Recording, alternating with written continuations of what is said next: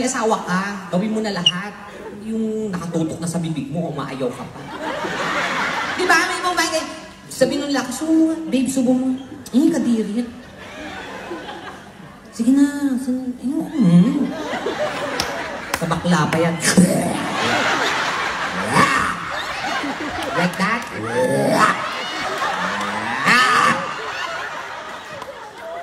Pag meron kang asawa, gawin mo na lahat yan para hindi ka iwanan. Kaya iniiwanan kayo kasi hindi yung minsan nagagampanan yung gusto ng lalaki. Hinahanap sa iba. Diba? Ayan, diba tama po, sir? May asawa po ba kayo? Ay, oo. Diba? Dapat maging pag-asawa mo naman, go all out ka na. Yung pakemik-kemik. Art-arty.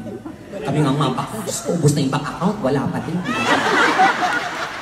Oo, di ba kasi mahal-mahal sa Pilipinas? Dito, Diyos ko dito, ang sarap talaga pag nasa ibang bansa kami nag-show. Iba talaga, nakakalibre ako sa lalaki. Oo, Diyos ko, ang gagwapo, di ba sa Pilipinas, ang liliit, 500, magabayad ka. Ganyan ang 500. Lumaki konti, 1,000, 2,000, 5,000. Diyos ko, mas malaki pa akin, halik ka. Oo, di ba? Dito, tsaka doon sa atin, di ba? Iba. Dito kasi, pag gumanon ka, libre. Tapos, sarap pa mamupula-pula pa, di ba? Sa Pilipinas, Diyos ko, mga itsura parang may mga buhangin. Di ba? Oo, tsaka pag sinubo mo, titignan mo yung katawan. Ang kinis, maputi, may abs. Tapos yung mata, kulay green, gray, di ba? Yung ilong, ang tango, sarap. Ay, sarap. Diyos ko, sa Pilipinas, pag ano mo, ang laki ng tiyan. Yung mata kulay pula, adik kasi, di ba? So, paano ka malilibugan? Diyos ko, di ba? Kaya dito talaga ang sarap talaga. Doon ko napagtanto, pag iba-ibang lugar yung mga napupuntahan namin, iba-iba ang way nila ng pakipag-make love or pakipag-sex. Pag Pilipino kasi mga tamad yung mga lalaki minsan. O ayoko na. O pag tinira ka niyan, 2 beses. 2 ungo lang marinig mo. Yung pagpasok at saka pagkatapon. O di ba, ang ungo mo niya parang, tapos wala ka nang marinig, mata na lang pa.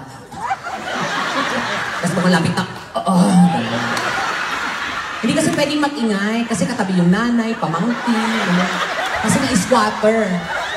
Paano ka mag-iingay katabi nanay mo? O diba, hindi binulabog kayo ng nanay mo.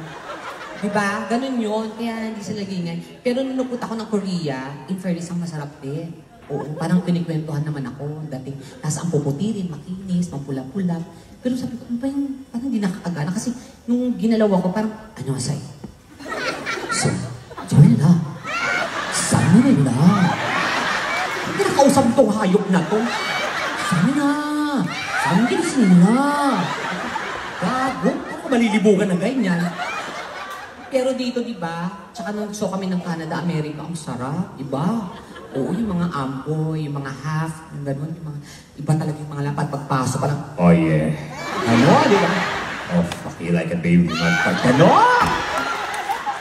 You like it, oh shit, motherfucker, yeah, oh, gano'n! Oh yeah, you're so excited, motherfucker, yeah, yes, oh yeah, coming on, oh shit! Break it down, gano'n? Rapper pala ang gago.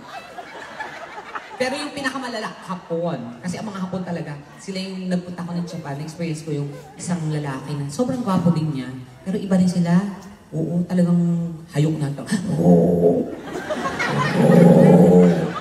Tapos, aso ka bang hayok ka? Tapos pag tumira yung mga iba, sino? Ano? Wala sino na! Gago at hindi rabo ko pinapagalitan. Kaya talaga, ay naku, ayoko na nga. Pero pag babae, pinakamagaling, Pilipina. Palapakan natin mga iba talaga ang Pilipina. Malinis, makinis, mabango, maayos, lahat, diba? At saka ang Pilipina, pag talagang umungol yan, madadala kahit anong lahi. Oo, talaga pag iba, dami nag-react ko, diba? Yan yung mga, di pag ganun ang Pilipina,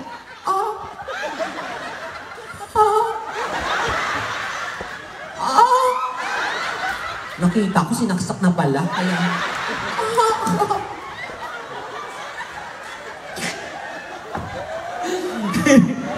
Pero hindi, yung malala yung mga Haponesa.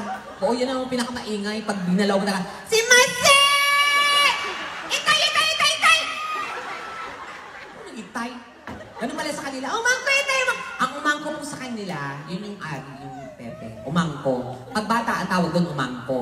Pag nagdalaga ka na, umangkok na yun, lumalaki ka sa. Tapos minsan sunod, pag nanganak na, ubandihado na yun. Pag kila tita, yan, may asawang ibang lahi, okawa na yan, malaki na. Nagbibiko na sila minsan. Anyway, sige. Aawit muna po ako para po sa inyong lahat. Palakpakan naman po.